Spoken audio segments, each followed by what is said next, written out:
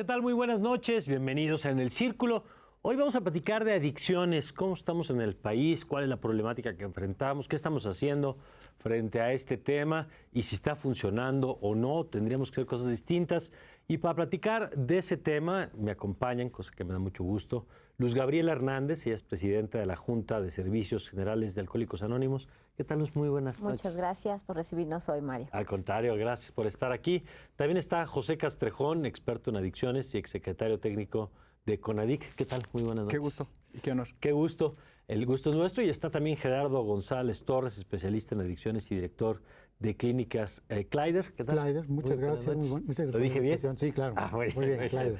Gracias. Y Julio Javier Corona Maldonado, él es psicoterapeuta y criminólogo del Centro Interdisciplinario de Ciencias de la Salud Santo Tomás del Instituto Politécnico Nacional. ¿Qué tal? Muy buenas noches. Un placer, Mario. Gracias. Bueno, pues gracias a ustedes primero por estar aquí y platicar de cómo estamos en el tema de las adicciones en nuestro país. ¿Quién quiere empezar como para entender el tamaño del problema, de lo que tenemos enfrente? A ver, ¿quién dice yo? Bueno, pues en este caso hablar de, como bien lo dices, del tamaño de lo que es este problema. Yo me podría atrever a decir en este momento que esta enfermedad, porque es una enfermedad y mucha gente no lo identifica de esta manera. Muchas veces lo ven como vicios, como malos hábitos, mas sin embargo esto es una enfermedad. Okay. Aquellas gentes que están con este problema en ocasiones no saben que ya lo tienen y pues lógicamente es una enfermedad que se va gestando de una forma progresiva y aquellos que padecen, ya sea el consumo al alcohol u otra droga, en este caso muchas de las veces están en consumo y creen que controlan, mas sin embargo esto van perdiendo ese control sin darse cuenta, pero vuelvo a repetirlo, como no lo identifican como es una enfermedad, entonces estas personas, lógico, nunca acuden a ayuda. Y cuando están en un proceso de ayuda, lógicamente también la rechazan porque recordemos que es una enfermedad que definitivamente al no reconocerla y no tener conocimiento de la misma, aparte de todo, hace sentir muy bien. Ese es uno de los verdaderos problemas. Sí. Es del tamaño de una epidemia. De una epidemia que crece, que además se vuelve más compleja y que además está adquiriendo diferentes modalidades nuevas que antes no veíamos, tanto en sustancias como en formas. ¿Cómo cuáles? Estamos ante la emergencia ahora de lo que serían las drogas de diseños que están llegando a México y en los centros de tratamiento están muy preocupados ahora por el cristal, por ejemplo. Y estamos quizás en el escenario de la aparición de nuevas drogas como el fentanilo. Y digo que es una epidemia porque la cantidad de personas que están afectadas en México rebasa los millones. El caso quizás más dramático es el problema relacionado con el uso indebido del alcohol, donde podemos estimar de entrada que 7 de cada 10 mexicanos consumen alcohol, pero el 22% lo hace de una manera excesiva. 22% Okay. de nuestra población cuando consume lo hace de manera riesgosa. Lamentablemente tenemos un patrón de consumo muy riesgoso, se bebe en altas cantidades por ocasión y a pesar de que tenemos índices de consumo per cápita abajo de muchos países, sí tenemos como problemáticas de salud sociales cifras muy elevadas, incluso de mortalidad, precisamente por la manera poco controlada en la que se bebe. Quizás hasta el 5% de nuestra población adulta tiene problemas de alcoholismo. Es una cifra bastante elevada. Sí, Luz. Y a lo mejor complementando un poquito también lo que dijo el doctor, es importante también ver las estadísticas cómo han crecido en los últimos años.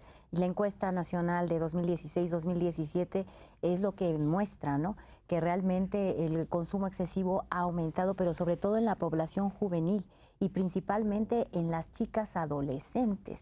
O sea, realmente antes se tenía la proporción de que por 4 hombres tenía una mujer bebida, vamos a ver, y ahorita ya van a la par, o sea, un hombre y una mujer, ¿no? Y obviamente las características incluso físicas de la mujer es completamente diferente, ¿no? Entonces, sí hay un impacto en cuanto al crecimiento también en ese nicho, ¿no? En el nicho juvenil femenino. Entonces, digamos, si hiciéramos un número, ¿cuántos mexicanas estaríamos pensando que tienen alguna adicción?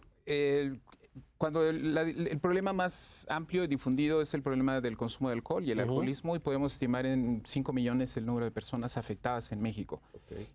Pero también debemos ubicar que las drogas ilegales, y particularmente la marihuana, está teniendo notable crecimiento. Y quizás podríamos hablar de 500,000 de personas que están afectadas por el consumo. Y en un escenario de nuevas drogas. Julio.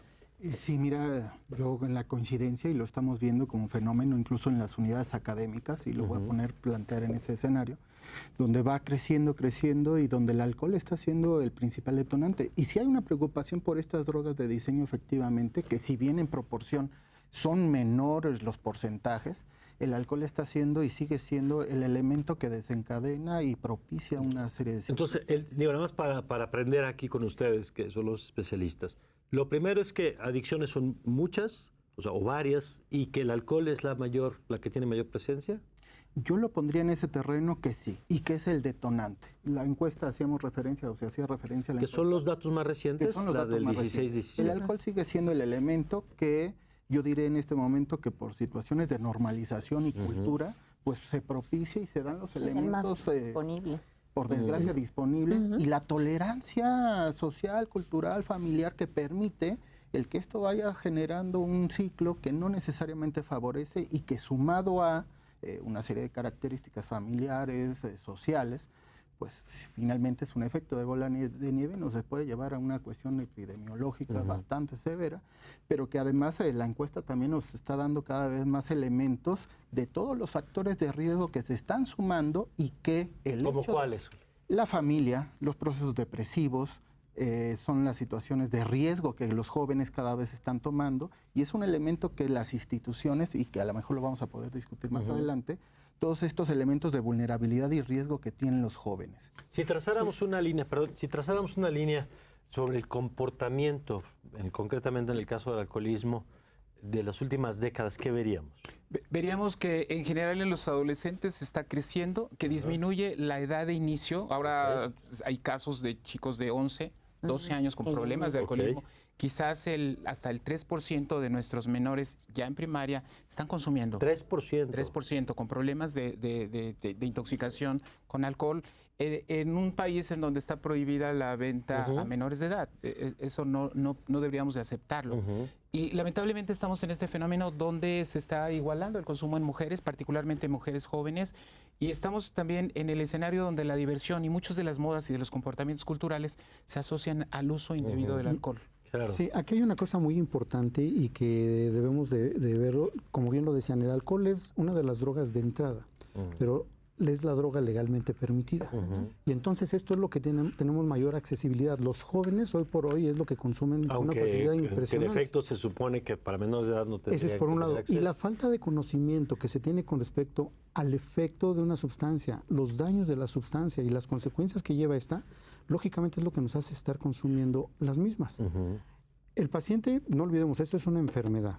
Esta enfermedad tiene desde el punto de vista, como bien lo decía el doctor, se ha hablado de los aspectos genéticos, se ha hablado de los aspectos meramente sociales. ¿Genéticos culturales. en qué sentido? Estamos hablando que hay una información. Una predisposición. Exactamente, una predisposición al respecto. Se ha hecho estudios, se dice que de un 60 a un 40, y estamos hablando que estos pacientes que ya lo tienen o que lo tienen este problema y lo van gestando con todo este proceso de tipo familiar, cultural, social y neuroadaptativo. Neuroadaptativo estoy hablando de cómo tu cerebro de alguna manera se va acostumbrando al uso de una sustancia. Llega este momento, como bien lo decía, ir consumiendo cada vez más y más y más sustancia.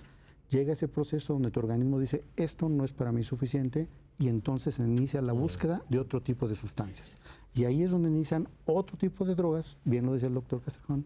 Aquí estamos hablando marihuana, cocaína, algún otro tipo de sustancia, donde ya tienes predilección por otro tipo de drogas. A ver, que hay muchos países donde se consume alcohol. Buena parte del mundo, casi, sí. Excepto las culturas musulmanas. Así Exactamente. en buena parte del mundo, digamos, el alcohol está permitido. Pero no en todo el mundo se tiene el mismo nivel de problema con el alcohol. Incluso se habla mucho, pues, que si las sociedades que consumen vino, por ejemplo, y no necesariamente, que es alcohol, pero no necesariamente tienen el mismo problema de adicción. ¿Qué genera que en determinadas sociedades se produzca esta problemática? La cultura. Hay países, no sé, Rusia, Francia, etcétera, Alemania, donde el consumo per cápita de alcohol va alrededor de 18 litros per cápita. En México andábamos 18 litros per cápita anual. Sí, entre 5 y 6, más o menos. Pero la cantidad de problemas que en México se da por la forma en que se bebe los ubica en los países de mayor riesgo. Consumiendo menos. Consumiendo... Pero con más problema. En altas cantidades por ocasión, fiestas, y esto, por supuesto, coloca a las personas que consumen en situaciones de violencia, accidentes, enfermedades, etcétera. Hay una lista muy grande del impacto que está teniendo el problema del uso por la manera poco controlada en que se bebe. A ver, Luz. Fíjate que también es muy interesante checar de que siempre nos enfocamos que a lo mejor sea a determinada edad. Lamentablemente el alcoholismo, como es una enfermedad que no discrimina edad, ¿sí? También hay factores sociales que en un momento dado pueden ser detonantes, ¿sí? Nadie puede decir, yo no voy a ser nunca alcohólico, ¿no? Realmente algunas pueden ser desde el origen, en un momento dado, en la cuestión familiar, toda la historia de su infancia, pero también hay ahora también nichos muy interesantes que son la gente, por ejemplo, ya mayor, que ha perdido su trabajo, ¿sí? Que ya han sentido esa situación de que ya no pertenecen a esto, y es en donde también se empieza a ver en un momento dado, y está un poquito quizá olvidada en cuanto a no tomarse en cuenta mucho en la sociedad, ese tipo de nicho de gente, ¿no? Y eso se da en general en todo el mundo, porque finalmente, pues ahora sí que en cualquier momento tú puedes tener una pérdida del trabajo, de un familiar, tu jubilación, y de repente no saber qué vas a hacer con tu vida. Y que te hace más y vulnerable. Ahí está el alcohol, ¿no? Y tú dices, bueno, es que me siento medio triste, medio deprimida, voy a agarrar así como, no pasa nada, una copita, y empiezas a hacerlo de manera natural. Entonces, realmente, aunque sí efectivamente hay sociedades que, bueno, a lo mejor no consumen tanto eso, la edad siempre va a ser también un factor en ese Julio. sentido, ¿no? Sí, mira, escuchando esto me regresa automáticamente a la encuesta y un poco en el análisis de los datos.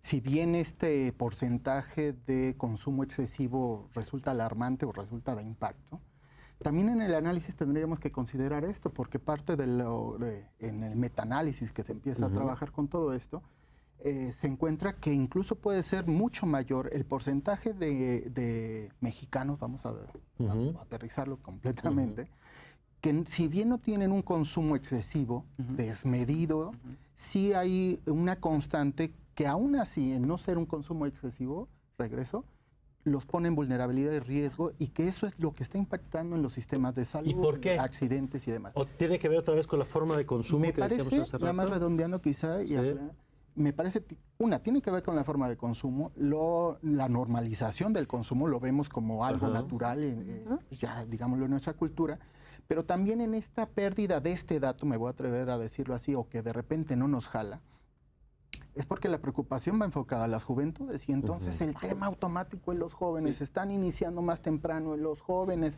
las mujeres a nivel universitario, a nivel licenciatura, están bebiendo más que los varones en nivel licenciatura, en el nivel bachillerato están a la par, efectivamente, por ahí encontramos una serie de datos, incluso que lo estamos nosotros Que eso es nuevo, todos estos datos son y nuevos. que lo estamos trabajando, y que empezamos a ver cómo se están movilizando los patrones de consumo, y que tendrán que ver las edades, pero frecuencia y consumo ahí cómo nos están trabajando. Yo diría que eso también es importante ponerlo sobre la mesa. Esto ha hecho que la propia Organización Mundial de la Salud cambie el foco.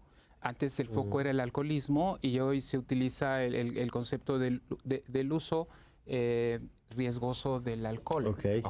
¿Cuál es la idea? Que muchos jóvenes, sobre todo por la manera en que beben, no tienen problemas de alcoholismo, pero son de alguna manera una población vulnerable. ¿Cuál sería la línea, digamos, para entender entre el uso de riesgo y el alcoholismo? Bien, alcoholismo es cuando hablamos de una adicción. Y hay una serie de manifestaciones físicas y psicológicas donde hay una incapacidad para tener control sobre la manera en que se bebe a pesar de las consecuencias negativas. Una persona que abusa, estaríamos hablando del concepto de abuso, cuando bebe, aunque beba cada mes, etcétera, bebe en altas cantidades que lo coloca en una serie de situaciones. ¿Cuáles serían las más peligrosas en este momento? Accidentes, la primera causa de muerte entre los jóvenes entre 15 y 25 años. Enfermedades de transmisión sexual, violencia, suicidio, depresión, etcétera, ¿no? A ver, y eso sería en el caso del alcoholismo. ¿Y en el caso de los factores del consumo de riesgo? Del consumo de riesgo o de abuso, llamémosle así, es cuando una persona, a pesar de no tener un problema de alcoholismo, el día que bebe, lo hace de tal manera que se intoxica, y cuando se intoxica, le da por manejar, choca, hay muertes, hay casos de violencia. Claro. Es muy interesante lo que dice el doctor, y realmente muchas de las veces, cuando nosotros tenemos pacientes con este tipo de problemas, muchas veces nos dicen, es que yo creo que realmente no está enfermo, porque ya chocó y todo eso, pero es que casi no toma, fue casual. como que normalizamos el problema. Aquí yo me atrevería a hablar... O porque a lo mejor no cuadra con la imagen que podemos tener. Exactamente, ese es donde quiero llegar. Okay. A donde yo quiero llegar en este momento es de que para que digamos que una persona empieza o que está en un alto riesgo de tener un problema de alcoholismo o una adicción, es aquella que pierde el control con respecto al uso de una sustancia.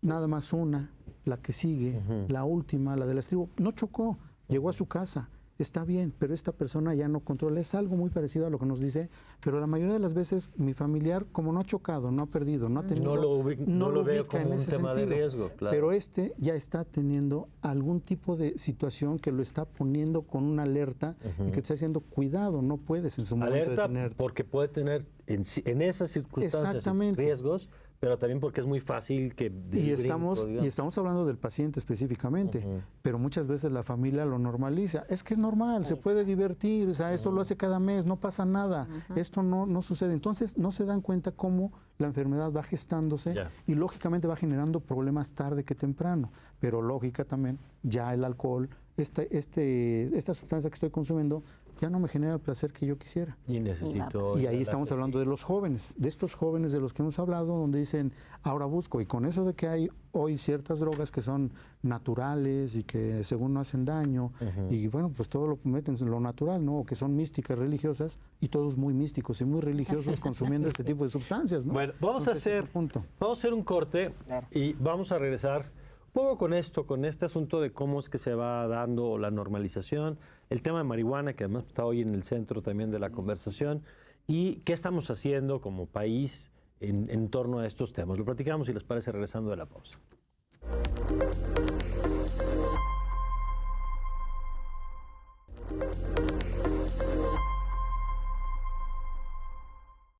Bueno, estamos de regreso y parte de lo que se nos quedaba en la mesa antes de la pausa, les preguntaba por el tema de marihuana, porque hoy tenemos una conversación distinta sobre el tema, incluso hay un marco legal distinto donde se aborda desde una perspectiva de seguridad pública, con la lógica, digamos, de no combatir frontalmente el crimen organizado, legalizarlo para no tener estos grupos, y también incluso con un tema hasta de libertad para el tema del consumo, ¿no?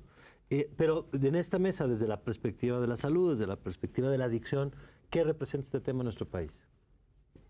Ya hay datos de lo que está sucediendo en Estados Unidos y en países donde ya se ha legalizado, el propio Uruguay. Y la realidad es muy diferente a esa idea que se ha planteado. El consumo aumenta. Cuando se deja de penalizar, aumenta el consumo. Porque se crea un mercado. Okay. Un mercado que se rige con las leyes del mercado, de inversión, venta. Y por supuesto, lo interesante es que esto no acaba con el mercado ilegal, porque pensemos en los menores. En México, un porcentaje muy elevado, quizás la mitad de los jóvenes, buscan acceder al alcohol cuando está prohibido para ellos. Lo mismo sucede con las drogas ilegales. Entonces, un mercado pensado en adultos va a generar un incremento notable en los menores, donde el impacto es mayor. Por supuesto, los efectos que esto tiene, aparte del consumo, es mayores problemáticas de delincuencia. Está registrado de accidentes, de personas que acuden por intoxicación a los hospitales. Y por supuesto, esto nada tiene que ver con disminuir la inseguridad. Al contrario, los beneficios respecto a impuestos que están llegando a programas preventivos no son reales, al final no están llegando. Entonces, pareciera ser que se generan más problemas de los que se pretenden resolver. Sí. Fíjate que entrarle siempre va a ser un tema complejo y mucho del análisis que hemos estado realizando inicia con algo muy interesante, quitar la criminalización del consumidor, en términos prácticos, ¿no? Y que en ese sentido está bien y bajo una lógica de libertades hasta cierto punto. Pero lo que se plantea sobre la mesa es real. No hay no es disuasivo el plantearlo como un esquema de mercado, no necesariamente es disuasivo. Se habla de calidad, se habla de control, se habla de un mercado y entonces desde ámbito social, desde ámbito de producción, perdón, es un negocio y ahí sí tiene que quedar muy claro en este sentido. ¿Cuáles son las estrategias, ¿sí? Políticas de salud que se deberían implementar me parece que no están claras porque pareciera que se replican modelos que generación tras generación vemos que en la réplica total, sin la tropicalización, sin las adaptaciones no funcionan. necesarias, no funcionan. Los modelos como el del tabaco o el del alcohol. No están funcionando simplemente por su aplicación. Y esto nos lleva a campañas, el análisis, y vemos que no son tan exitosas, que tienen sus avances, pero no son exitosas. Entonces, descriminalizar al consumidor, por un lado, está bastante bien, vamos a ponerlo en ese plan. Sin embargo, las políticas tal cual de salud, de disminución de consumo, disuasivas, luego a ponerlo en ese terreno, me parece que están sobre la discusión expresadas en algún lugar. Sin embargo, no hay acciones específicas que nos lleven a ver que esto puede suscitarse. Y que el desborde de la legalización nos lleve como con el alcohol, la normalización, y entonces en cualquier momento tolerado, en cualquier momento iniciativo, ¿sí?, de ritual, y donde como en el alcohol, y que si regresamos al alcohol nada más como en el símil nuevamente de la marihuana, pues lo vemos. Y hablamos de la cultura, te vas a la fiesta, oye mamá, ¿me puedo llevar una de las botellas que tienes ahí? Ay, pero me la repones. Pero se la llevó, no la repuso y se la llevó. Al rato vamos a poder decir en una de esas, y perdonándose que suene imposible, pero mamá, te puedo agarrar una velita, te puedo agarrar un churro, te puedo agarrar una bolsita, luego te lo repongo, sí, pero me lo repones, anda. Entonces la dinámica y replicar los patrones que tenemos conductuales, familiares y cómo esto se va normalizando, sí hay un riesgo. Y me parece que ahí es donde faltan y hay muchos huecos de cómo operar una política de salud. Aquí, Diego, más allá de toda esta situación legal que es importantísimo, creo que una de las cosas que debemos o no debemos de perder de vista es el hecho de que debemos educar o enseñar a la gente realmente otra vez de lo que es una droga, cómo actúa la droga, cuáles son los daños y consecuencias de esta droga. Lógico, todo esto nos va a llevar mucho tiempo y eso no estamos dispuestos nadie a entrarle a ese proceso, porque entonces todos queremos resultados inmediatos. Esto nos va a llevar más allá de 10 años poder preparar a toda esta gente, estos jóvenes, así como de no tires la basura, ese tipo de cosas que nos llevó mucho tiempo. Y sobre eso justamente, ¿qué estamos haciendo en México en combate a adicciones? Sabemos que hay instituciones, sabemos que son temas que se han trabajado desde hace muchos años, pero como políticas macro, digamos, más allá de los esfuerzos que desde algunas instituciones se han hecho y además pues que han ayudado a muchísima gente, sector público, privado, pero ¿qué estamos haciendo hoy en esta materia? Fíjate que nosotros allá en Alcohólicos Anónimos, bueno, es un programa que obviamente ya tiene 84 años, ya en el mundo ha salvado millones de personas, entonces realmente está súper validado, ¿no? Una de las cosas que nosotros hemos visto como institución es el apoyo que recibimos desde el gobierno, desde sindicatos, desde todos los ámbitos que puedan ser también del sector salud, ¿sí? Incluso de las penitenciarías, ¿no? ¿Por qué? Porque ya decían, bueno, ya no se criminaliza, pero siguen cometiéndose crímenes en estado de ebriedad y bueno, está lleno los penales de gente que cometió un ilícito estando en estado de ebriedad y no se acuerda. Sí, están ahora sí que muchos años ahí metidos, ¿no?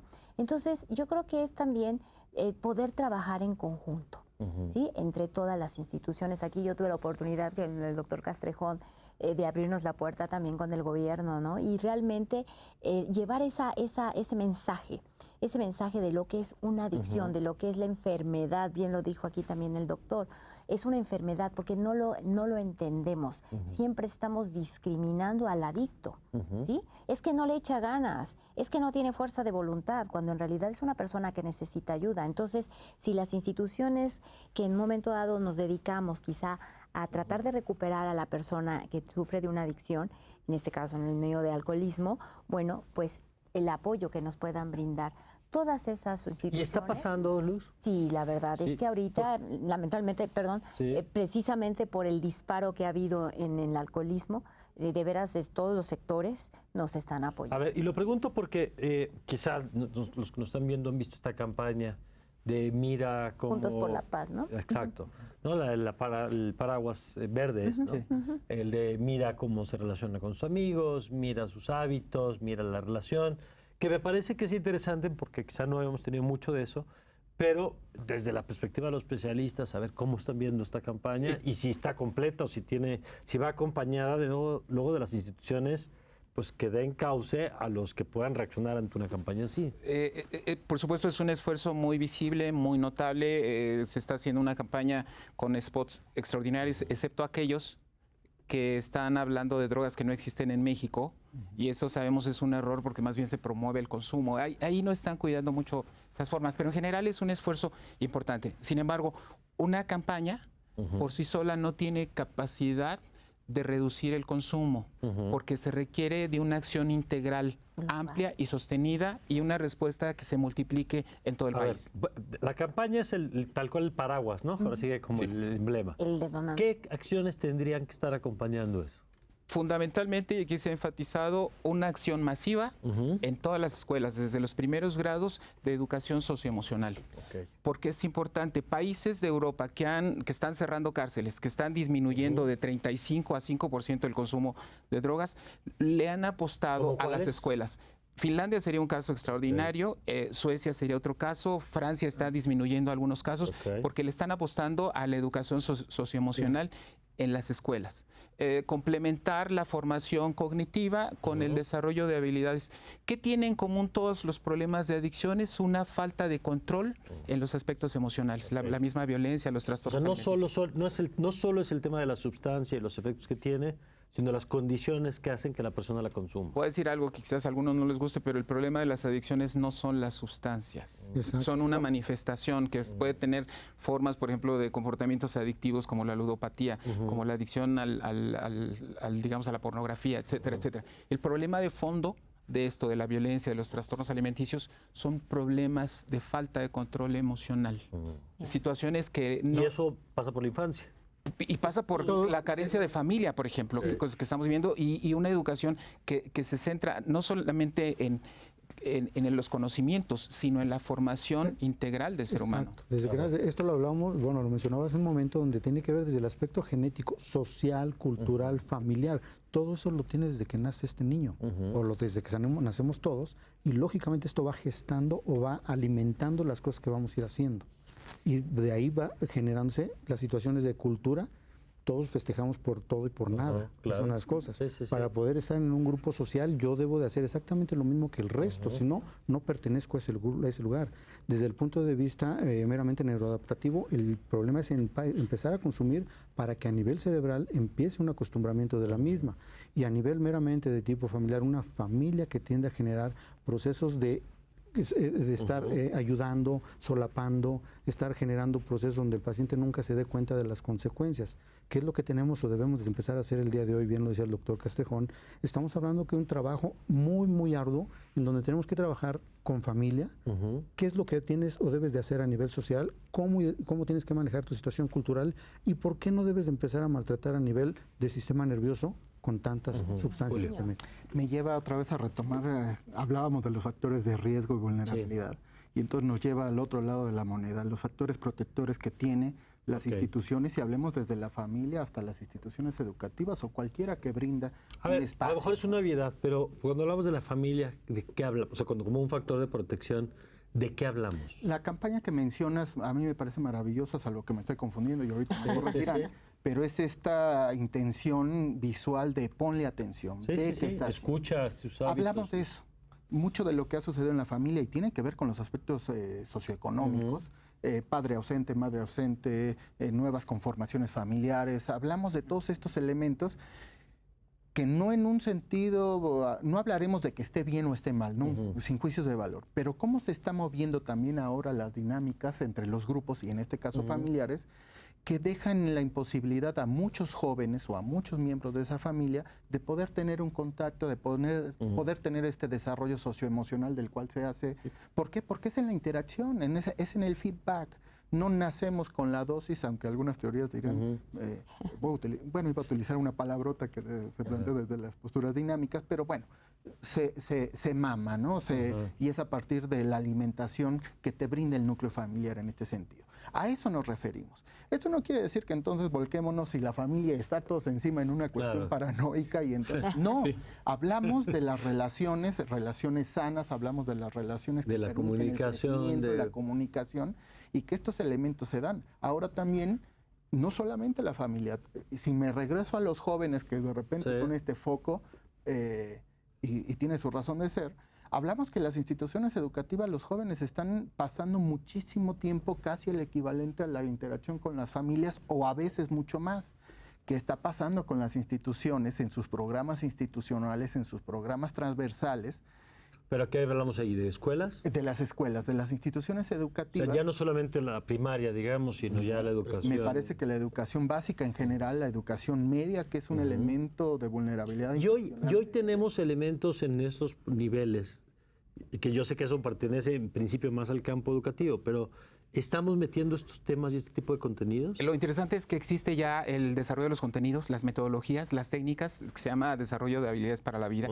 La OMS, todos los organismos internacionales lo recomiendan, está listo, pero parece que esta falta de continuidad en los programas, y esto pensar que vamos a empezar de cero, porque antes nunca se hizo nada, claro, no ha hecho que vean que en la SEP ya existen los manuales, las técnicas, los contenidos. Entonces, no escuchamos en esta estrategia que estén pensando, aunque sí se ha anunciado, en hacer obligatorio la formación socioemocional. Y retomo un punto importante de la familia. Sí. El problema no inicia a los 13, 14 cuando se inicia el consumo de drogas. Inicia en las primeras etapas, cuando ciertas situaciones en ciertas personas los chicos los hacen vulnerables. ¿Cuáles son? Maltrato, abuso sexual, sobreprotección. Sabemos que estos chicos van a crecer con una limitación en el desarrollo de sus estructuras, particularmente de manejo de emoción, la amígdala, dirían los especialistas, que va a volver vulnerables de por vida a estos chicos a problemas como lo estamos viendo hoy, niños con trastornos de déficit de atención, niños con trastornos de conducta antisocial, niños que no tienen control de sus impulsos. Todo esto se gesta en la familia en las primeras etapas de la vida y por supuesto se va a manifestar después. Aquí ya tenemos también las herramientas y se llama crianza positiva, que tendríamos que estar aplicando masivamente con todos los padres de familia de este país. Que tiene que ver con la forma de educar. Volvemos a la misma situación de que la falta de información es lo que no nos está ayudando. Y por otro lado, cómo estos jóvenes que ya están o que no han consumido el tipo de información que están recibiendo de una forma tan fácil por diversos medios. Hoy tenemos internet, tenemos muchas formas de poder y lógicamente esta información que se recibe no es la adecuada. O sea, te dan o te proporcionan lo que ellos quieren escuchar y que lógicamente lo creen, y entonces ese es uno de los verdaderos problemas. ¿Cómo debemos nosotros de vender el proceso de la salud en el sentido de las adicciones? Igual que te están vendiendo la parte de que se siente muy bien, bueno, yo la salud te la tengo que vender, también lo que tenemos que hacer y lo que va a suceder y cómo va a suceder y qué es lo que va a pasar para que sepas a dónde tienes que pedir ayuda. Este es uno de los verdaderos problemas que tenemos, porque hoy los jóvenes, la información que tienen, la toman de lugares que de verdad no tienen un sustento clínico y están amparados y lo defienden a capa y espada, todo este tipo de cosas. Me lleva a la parte de que en la era de la información, más no del conocimiento, porque estamos más bien en ese terreno. Y sí, ahorita me hace recordar, doctor, un caso que en particular le defendía, y es que miren, el Internet dice, y entonces... Sí, claro. Y bueno, en un análisis crítico, pues uno identifica que la fuente no necesariamente es confiable, y entonces empieza el proceso y la importancia. Si bien hablábamos que es tema educativo, pero a mí siempre me gusta regresar ahí porque es un espacio maravilloso para generar la problematización de lo que está sucediendo.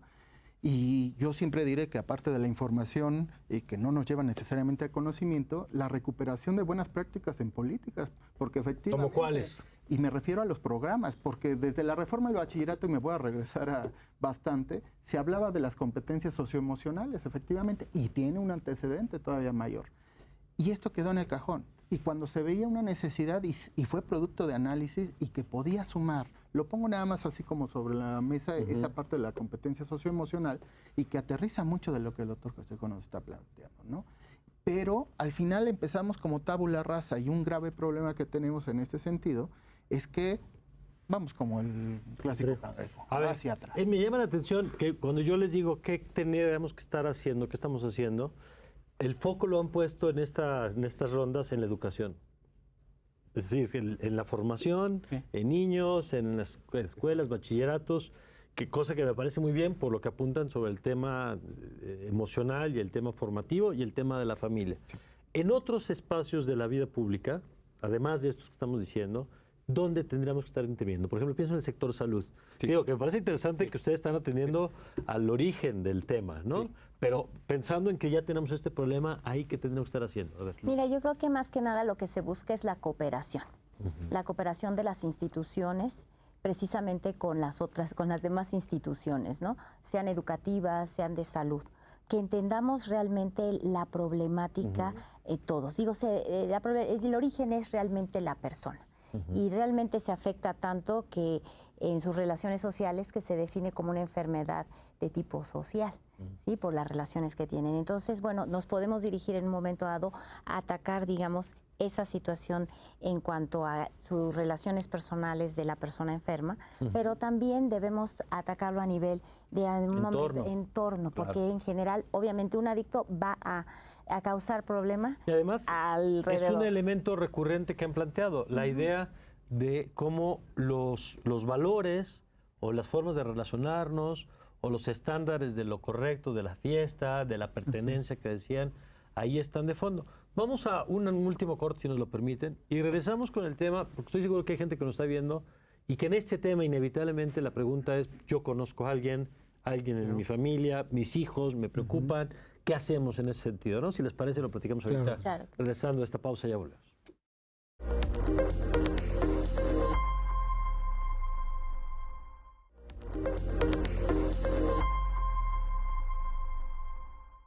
Bueno, ya estamos de regreso y, a ver, ahorita platicábamos, doctor, este tema de si las campañas funcionan o no funcionan. Yo creo que es uno de los grandes retos a nivel mundial, ¿no? Y en este y en muchos otros temas, en la prevención de embarazo adolescente y en muchos, el cómo comunicar que tenga un impacto en el conocimiento, lo que la gente sepa, que le importe lo que le estás diciendo a ese grupo poblacional y lo más importante, que haga cambios en su conducta, que es la gran aspiración de toda campaña, que es por supuesto la parte más complicada, ¿no? A veces sabemos que algo nos puede hacer daño, el cigarro, lo que sea, y de todos modos lo seguimos haciendo. A ver. La información en el caso de adicciones por sí sola no sirve, ni puede ser el fin de una estrategia. Cuando se ofrece como una posibilidad de participar es muy útil. Y ahorita creo que estamos viendo nada más campañas que en sí se tiene la idea de que vamos a cambiar comportamientos con este tipo de campañas. Es un hecho que el resorte de los problemas de adicciones no está en la parte cognitiva de nuestra corteza cerebral, está en las emociones.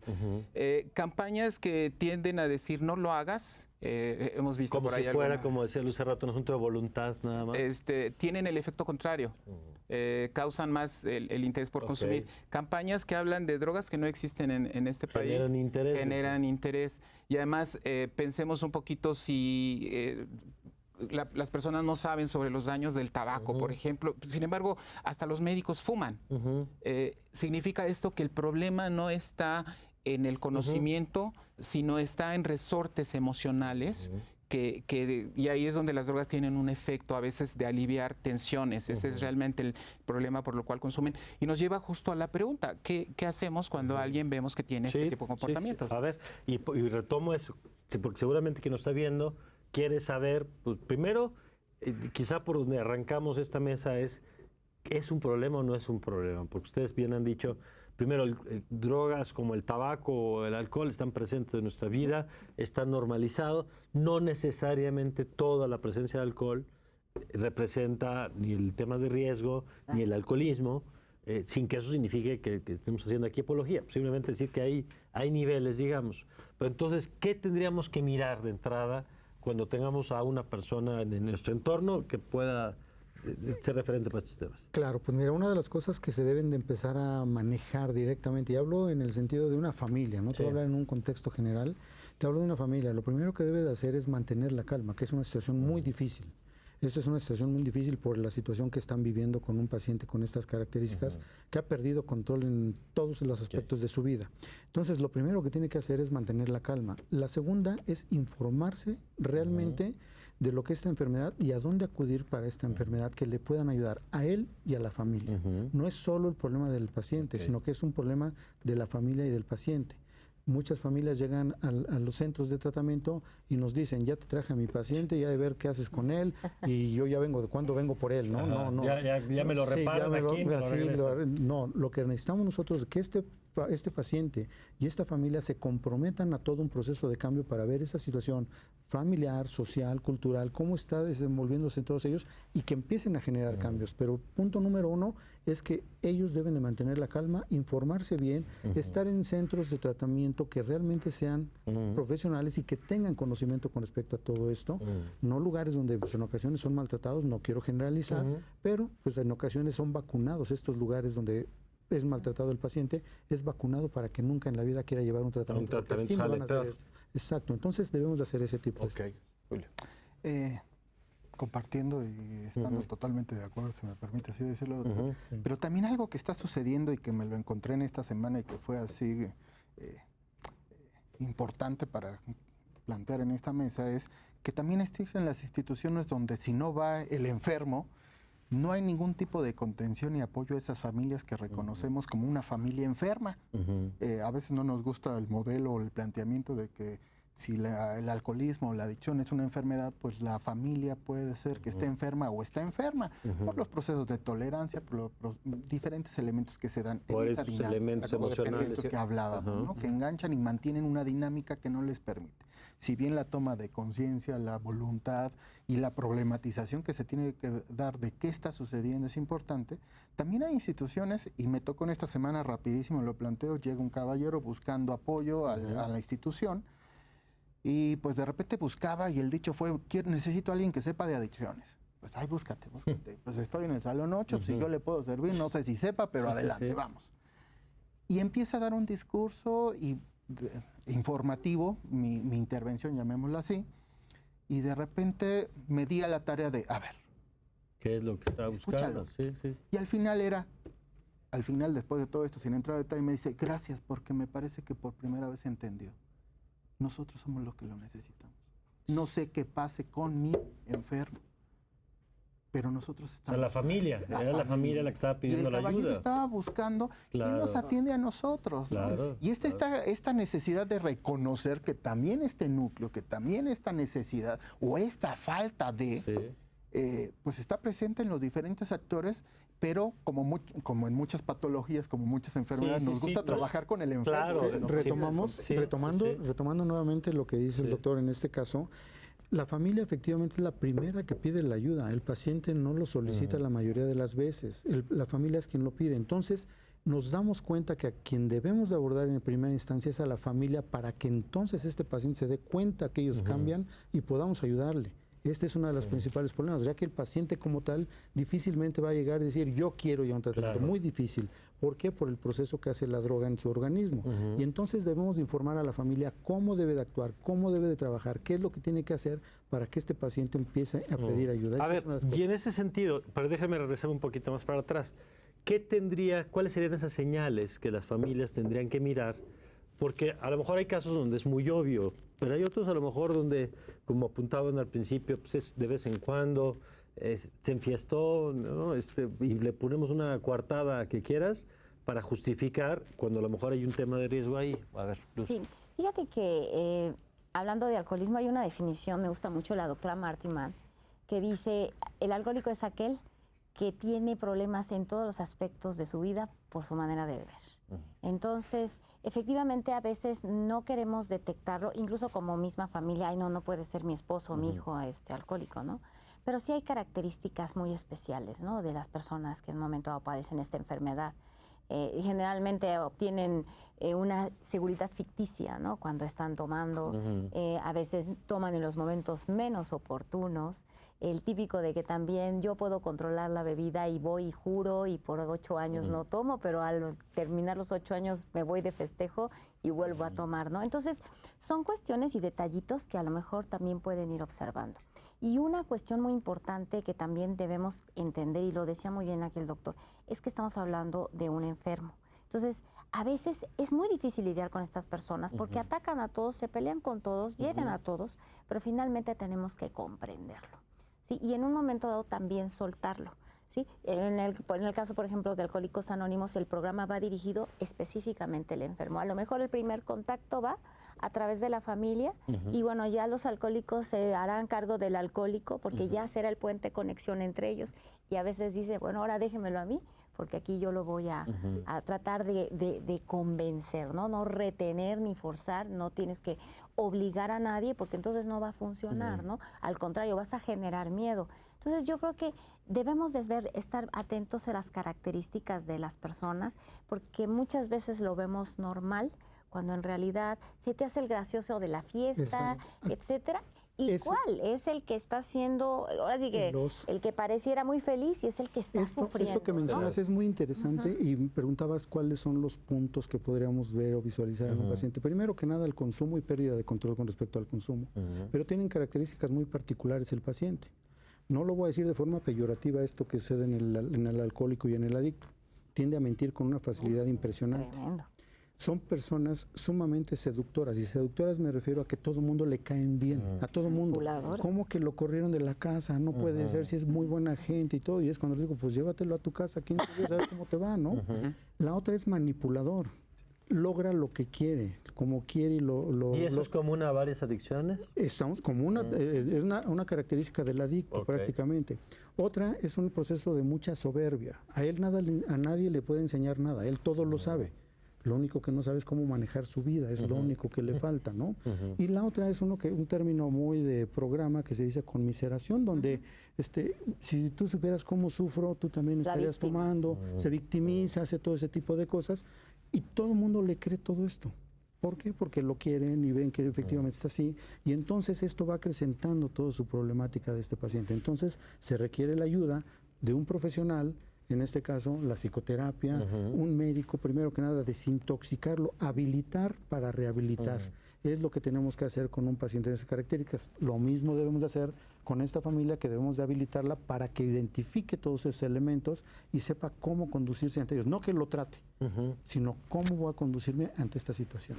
Y a eso le podríamos aunar una serie de manifestaciones de signos físicos, caracterizados básicamente a veces por ojos rojos, cambios en el comportamiento, exceso de actividad, baja actividad, una sensación de aislamiento. También habría que ubicar que hay una serie de implementos a veces que se utilizan para drogas, ¿no? Todo este tipo de parafernalia que los acompañan, medicamentos que no son recetados, que se utilizan, amigos que son consumidores, ese sería uno de los aspectos, y el cambio de amigos, pero particularmente vemos que estas manifestaciones son cada vez más notorias, cada vez hay más necesidad de ir ocultando, robos en casa, etcétera, se pierden cosas, pero sí estamos viendo como que se va agravando este tipo de manifestaciones y las problemáticas, abandono de responsabilidades en la escuela, etcétera. Y la familia agrava el problema, o sea, muchas de las veces no quiere tomar las medidas porque no quiere responsabilizarse de lo que tiene que empezar a hacer ante esta situación. Nada más quisiera, lo platicamos hace rato, creo que en una pausa, el tema de las mujeres, que a veces en algunos de los temas quizá puede manifestarse de forma distinta, ¿no? Por esto que decíamos como el bajo perfil, digamos. Exacto, es que en realidad una mujer, tiene una imagen ante la sociedad, ¿no?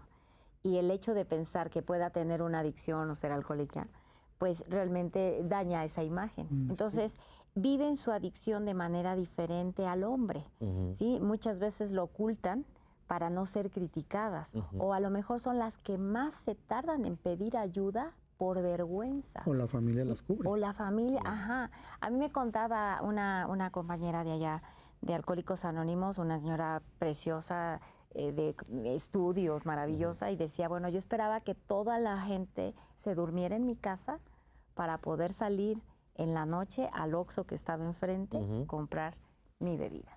Y es importante esto nada más que apuntaban ahorita, que este es un tema transversal, ¿no? O sea, es un tema muy democrático en ese sentido, que no tiene que ver con nivel educativo, que no tiene condición que ver social, con condición social, religión, que me parece muy importante justamente hasta para quitar estigmas de este asunto, ¿no? Exacto, el alcoholismo te puede dar a cualquier persona, en cualquier nivel social, a cualquier edad. Yo por eso digo, es que nunca puedes decir, yo nunca voy a ser alcohólico, ¿quién sabe? Siempre hay que tener, obviamente ya un conocimiento, ¿sabes? Pero hay gente que no, y hay gente que desde el alcohólico mismo, que niega que es alcohólico, una persona no alcohólica tampoco puede decir, nunca voy a padecer esto. Y quiero decir que el consumo de alcohol en este caso sería una vía donde se manifiesta un problema de fondo que dijimos es emocional. Y hoy estamos encontrando que hay ciertos comportamientos que tienen exactamente las mismas características de una adicción, pero sin sustancia. Por ejemplo, la ludopatía. Que es el juego, ¿no? Sí, los juegos en línea, por ejemplo, ¿no? El tema de la pornografía. y nos vamos encontrando una serie de situaciones que provocan las mismas reacciones emocionales. Incluso habría adicciones hoy en día que parecieran socialmente aceptados, por ejemplo, el workaholic, ¿no? Las adicciones Y que hay en estos casos, por ejemplo, ¿qué es? Porque a lo mejor en los otros es muy evidente los efectos en el tema del alcohol, pero en el tema, por ejemplo, de los temas digitales o en esto que hablábamos ahorita, ¿por qué se manifiesta? Porque igual cambio de hábitos. Estamos hablando de que desde el punto de vista neurológico existen las mismas reacciones cuando se juega, por ejemplo, y cuando se gana, que cuando se consumen drogas, por ejemplo. Es un rush, una descarga de tipo dopaminérgica a nivel de un área de tipo cerebral, a nivel núcleo accumbens, que genera una descarga muy parecida al consumo de una sustancia, en este caso. Y entonces ese proceso de placer, el jugador no... Voy a ganar 100,000 pesos, no son los 100,000 pesos, es el placer que me genera que pueda ganar posibilidad de ganar o perder, ese rush. Y que hablamos en términos prácticos de que hay recompensa, por lo menos a nivel fisiológico, y eso es lo que va manteniendo este tipo de situaciones.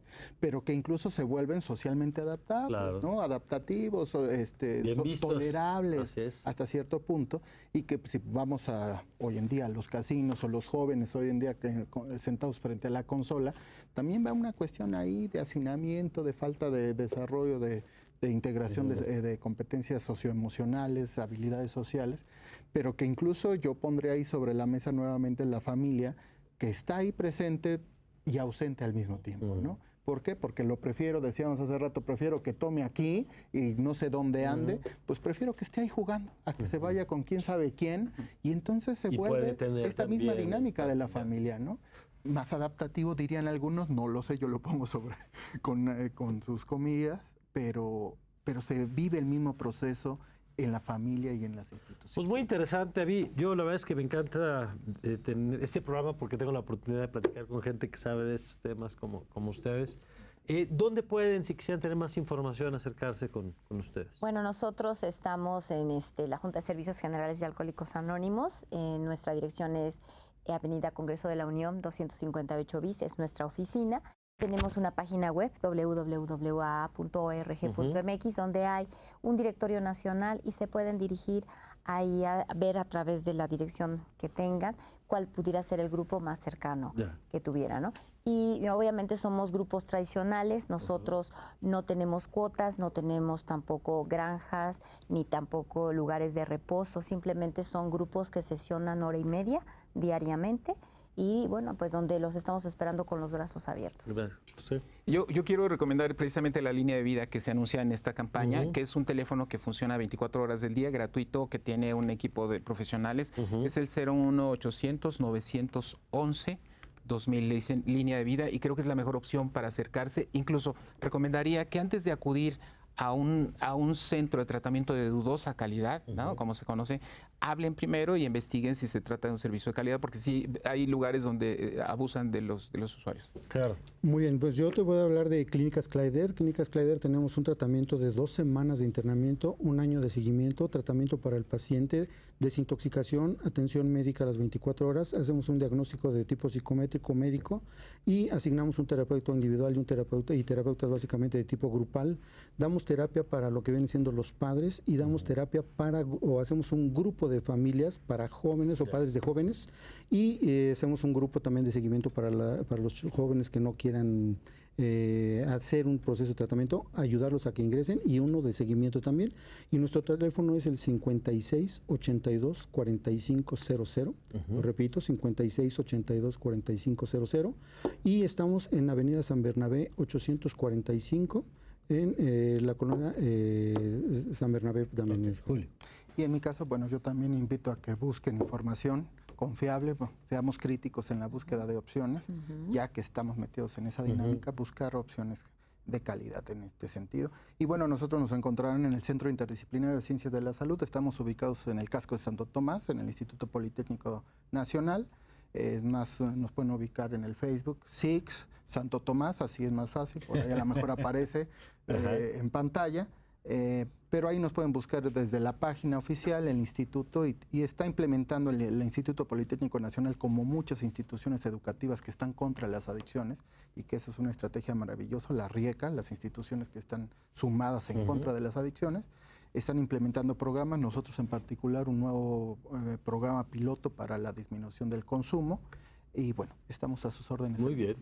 Pues muchas gracias a los cuatro, muchas gracias. Gracias. Y gracias a usted, sobre todo, por acompañarnos como cada noche aquí en Justicia TV. Yo le invito a que continúe con nuestra programación. Y le espero en la próxima, ya lo sabe, los encuentra también estos programas a través de nuestras redes sociales, de nuestros canales en YouTube y en las redes. Y le deseo, como siempre, que tenga usted una magnífica, pero una magnífica noche.